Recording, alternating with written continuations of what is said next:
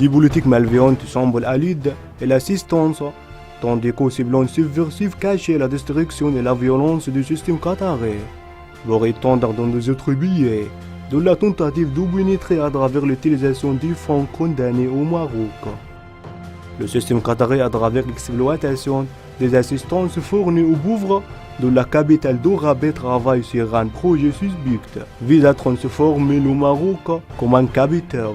pour les frères musulmans. Alors le Banque islamique de développement a signé un accord de financement de 93 millions de dollars pour soutenir les efforts du gouvernement marocain afin de réduire la propagation de la pauvreté dans les villes de Tanger et El Hoceima.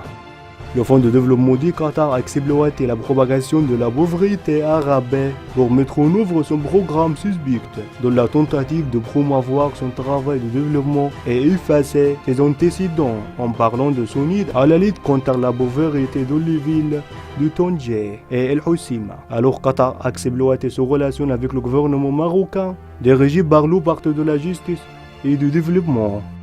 Al-Hamadan, à travers des accords, essayait de soutenir le gouvernement de la justice et du développement d'une part et l'infiltration de l'intérieur du Maroc d'autre part, de l'objectif de contenir la présence des frères musulmans au Maroc, avec le travail pour renforcer la position du front de Polisario et le soutien de son mouvement séparatiste.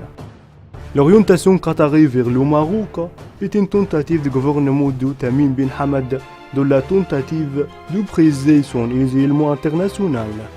qui a débuté avec le boycott arabe en juin 2018. Il ne s'agit pas seulement de l'aide fournie par Al-Hamadan au Maroc, mais elle également tente de l'exploitation des crises économiques des billets pour se rapprocher du gouvernement des frères musulmans de l'OBIE, ainsi que l'utilisation de certains des dirigeants du groupe dont des positions servent la stratégie qatari, comme c'est passé récemment avec la nomination d'Ahmed El-Riswani, président de l'Union mondiale des héritiers musulmans, au lieu de mufti du système qatari Youssef El-Qaradawi.